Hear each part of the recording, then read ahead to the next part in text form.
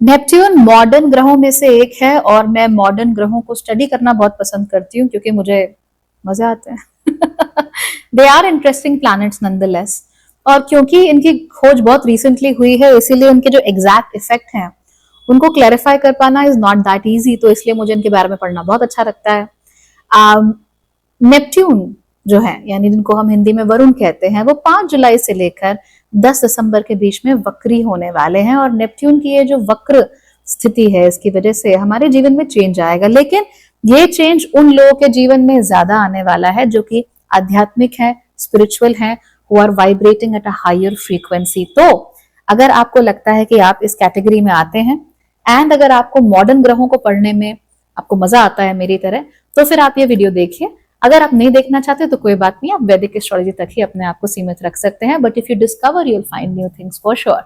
So let's get started. नमस्ते, Bhagyashree holistic astrology में आप लोगों का एक बार फिर से स्वागत है। यहाँ पर हम बात करते हैं पॉजिटिव, इंस्पायरिंग और होलिस्टिक एस्ट्रोलॉजी की, यानी कि एक ऐसा ज्योतिष जो कि आपके पॉजिटिव पॉइंट्स को मैक्सिमाइज कर सकता है और आपके नेगेटिव पॉइंट्स को मिनिमाइज करने में आप लोगों की मदद भी कर सकता है। आज हम बात करने वाले हैं नेपट्यून के वक्री होने की, जो कि 5 जुलाई से लेकर 10 दिसंबर के बीच में होगा, यानी लगभग पूरा जो रिमेनिंग ईयर है वो वक्री स्थिति में ही नेपट्यून निकाल देंगे। अब ये जो स्पेसिफिकली वक्री हो रहे हैं ये हो रहे हैं मीन राशि में भी उत्तर भद्रा नक्षत्र में। और आप लोग जानते ही हैं कि मीन राशि उत्तर भद्रा नक्षत्र में ही लगभग इसी समय पर शनि भी वक्री रहेंगे। तो 5 जुलाई से लेकर 10 दिसंबर के बीच में उत्तर भद्रा नक्षत्र में मीन राशि में नेपट्यून वक्री है और 13 जुलाई से लेकर 28 नवंबर के बीच में शनि भी उत्तर भद्रा और पूर्व भद्रा के बीच में वक्री है। So that's a very interesting combination to watch. और जो उसके प्रैक्टिकल इफेक्ट्स हैं वो मैं सैटर्न वाले वीडियो में बता चुकी हूँ, लेकिन जो आध्यात्मिक रिजल्ट्स हैं जो पूरी तरीके से वो जो हायर वाइब्रेशंस वाले लोगों को देखने को मिलेंगे, खास तौर पे उनको जिनके अंदर कोई गिफ्ट्स है natural. I won't go into very many details about what gifts I am talking about, but मैंने कहा है गिफ्ट तो आई होप कि आप लोग समझ ही गए होंगे कि मैं क्या कह रही हूँ, राइट? तो आप लोगों के साथ स्पेसिफिकली जो 5 बातें होने वाली हैं वो डिस्कस कर लेते हैं। नंबर 1, आपके सपने बढ़ जाएंगे। So your dreams are going to increase like anything. ये जो सपने हैं ये ज्यादा लूसिड होंगे, ज्यादा विविड होंगे। Colours, names, faces, smells, they are going to be a lot more vivid. ऐसा लगेगा आप लिटरली सपने में चल रहे हो। तो ये ड्रीम्स आपकी बहुत ज्यादा बढ़ जाने वाली हैं। रिमेंबर, सारी ड्रीम्स लवी डवी मुशी मुशी नहीं होंगे। तो कई बार ड्रीम्स अच्छी भी हो सकती हैं, कई बार खराब भी हो सकती हैं, कई बार वियर्ड हो सकती हैं, कई बार बिल्कुल एब्सोल्यूट नाइटमेयर्स हो सकता है, कुछ भी हो सकता है, डिपेंडिंग ऑन कि आपके शारीरिक की जो शारीरिक है और जो मानसिक है वो हालत क्या है आप लोगों की। बट हाँ, ड्रीम्स बहुत ज्यादा बढ़ जाएंगी, ये तो ऑलमोस्ट गिवन है। एंड इन ड्रीम्स के साथ साथ आपको कई बार सिंबलिज्म्स भी देखने को मिलेंगे। हालांकि मैं एक बार आपको चीज बता दूं कि अगर आपको एक ट्रू सिंबलिज्म चाहिए तो उसके साथ कई सारे फॉल्स सिंबलिज्म्स भी जुड़े हुए होते हैं, given it is Neptune in Pisces. तो आपको 5-7 जब फॉल्स सिंबलिज्म मिलेंगे, कहीं एक साथ आ रहे होंगे और उसके साथ कहीं बीच में ट्रू सिंबलिज्म होगा, तो उसको पहचानना आपका काम है। And that is where your gift will be used. So make sure कि आप ऐसा कर रहे हैं। बट हाँ, dreams are going to increase like anything. Number 2, angel numbers जिसको हम कहते हैं, यानी कि रिपीटेड नंबर सीक्वेंसेस 1111, 1212, 1313, 2424, 6666, इस तरह के जो नंबर्स होते हैं उनको सामान्य भाषा में एंजल नंबर कहा जाता है। ये आपको बहुत ज्यादा दिखने शुरू हो जाएंगे। एनिमल सिंबल्स आपको बहुत ज्यादा दिखने शुरू हो जाएंगे कि जहां भी जा रहे हैं ड्रैगन फ्लाई की तरफ आपका ध्यान जा रहा है। किसी रेस्टोरेंट में गए, उसका लोगो में ड्रैगन फ्लाई है।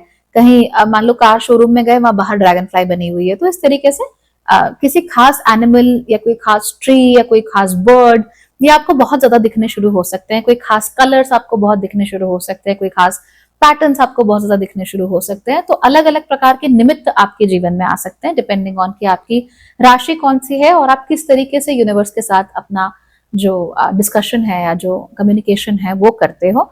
But yes, they are going to increase like anything. यहाँ पर भी जैसे कि मैंने कहा 3-4 फॉल्स अलर्ट्स हो सकते हैं और उसके बीच में एक रियल अलर्ट होगा, because obviously Neptune in Pisces. Again यहाँ पर आपको अपने गिफ्ट्स का इस्तेमाल करना है कि भाई कौन सी चीज मेरे लिए काम कर रही है और कौन सी चीज मेरे लिए काम नहीं कर रही है। नंबर 3, आपकी सेंसरी सेंसिटिविटी इस समय पर काफी ज्यादा बढ़ सकती है। अब इसका मतलब क्या होता है?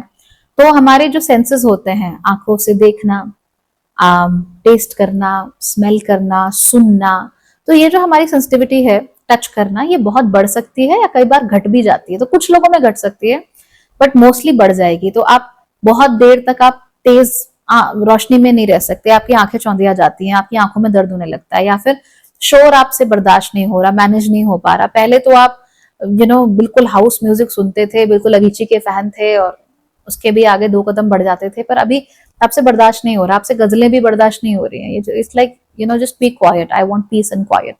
तो ये आपको देखने को मिल सकता है। Now that is not all. Taste को लेकर सेंसिटिविटी या तो बढ़ सकती है, घट सकती है, डिपेंडिंग ऑन कि आपकी कुंडली कैसी है, राइट। सो पहले आपको नमक फील ही नहीं होता था, अब आपको बहुत ज्यादा फील होने लगा है।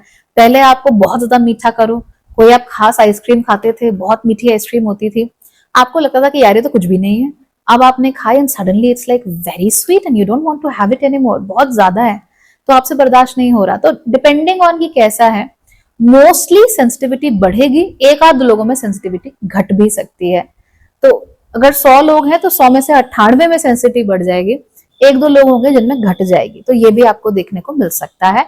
Be very clear, be very cautious कि क्या मेरे साथ भी यही सब हो रहा है। नाउ नंबर 4, वर्ल्डली एक्टिविटीज में कोई इंटरेस्ट नहीं रह जाएगा। तो गाने सुनना, एंटरटेनमेंट करना, सुंदर कपड़े पहनना, मेकअप करना, बाल संवारना, गप्पे लड़ाना, फोन करना, इन सब चीजों में इंटरेस्ट ही नहीं है। अच्छा हो रहा है, ठीक है, नई पिक्चर आई है, हाँ all right, okay, you don't really care. आपके फेवरेट हीरो की फेवरेट पिक्चर भी आ रही हो तो भी लाइक अच्छा चलो देख लेंगे। तो you are not giving any sort of commitment because आपका एंगेजमेंट नहीं हो रहा है उस चीज में चाह कर भी। तो ये हमें बहुत ज्यादा देखने को मिल सकता है। कोई चीज जो आप पहले करते थे उसमें अब आपका मन नहीं लग रहा, and don't take it as like depression. तभी तो मैंने कहा ये बहुत कम लोगों में होता है, हर किसी में नहीं हो रहा होता।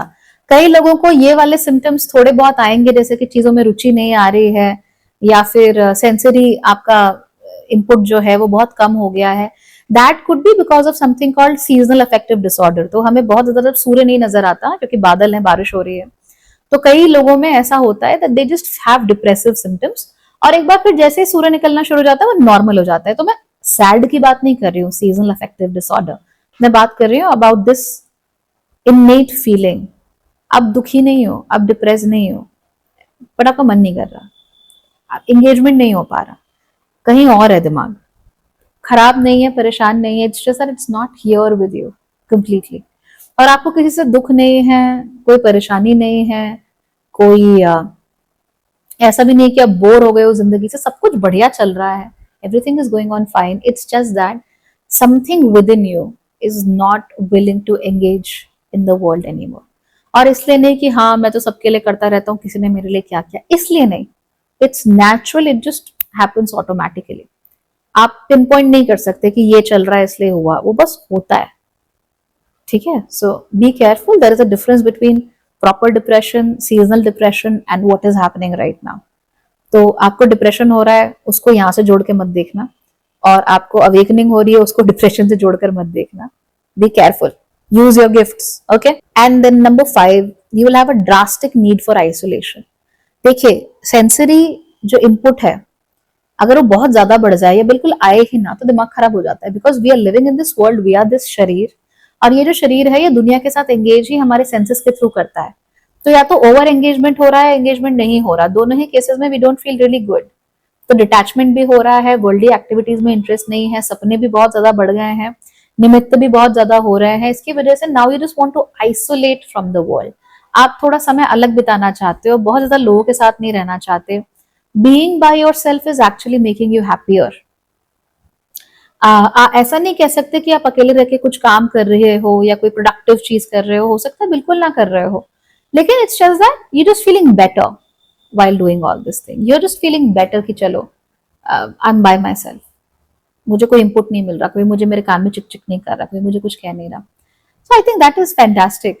तो थोड़ा समय अपने साथ अगर आप बिताओगे तो आपका दिमाग ना कई सारी चीजें आपके सामने लेकर आएंगे, कई अनरिजॉल्व इश्यूज हैं, कोई अनरिजॉल्व प्रॉब्लम्स हैं, वो आपके सामने लेकर आए कि देखो बेटा ये भी इशू था, इसको ऐसे सॉल्व किया जाता है, वो वहां पर एक प्रॉब्लम थी, अगर तुम ऐसा कर लेते तो बेहतर होता, अगली बार से ख्याल रखना। सो जब हम शोर में होते हैं, बहुत ज्यादा सेंसरी तरीके से हम दुनिया में एंगेज करते हैं ज्ञानेंद्रियों के थ्रू, तब हम कई बार रुक कर सोचते नहीं. So we have no time to stand and stare. ये जो समय है नेपच्यून रेट्रोग्रेड वाला, it will give you time to stand and stare. तो ये करने की कोशिश जरूर करना, अपने आप को रोकना मत, और जो भी आपका दिल आपसे कह रहा है, जो भी अंदर से आवाज आ रही है, वो आने दो और चुपचाप उसको फॉलो करते रहो. वो आपको आपकी मंजिल तक जरूर पहुंचा देगी. But as I said, it is mostly for people who are spiritual and who have certain gifts. अब आपको कैसे पता लगेगा यू हैव सर्टेन गिफ्ट्स? पता लग जाएगा ना इस समय पे, because these things are going to happen to you. So cluster में होती है सारी चीजें, सिर्फ एक नहीं होती. They will happen in a cluster, they will happen all together. There will be a lot of input in your brain. तो टेंशन मत लेना, आराम से अपने दिल की आवाज सुनते रहना, और जहां वो ले जाए चुपचाप चलते जाना. आपको वहां से बहुत अच्छे रिजल्ट मिलेंगे. ठीक है? Okay then everybody, bye bye, take care.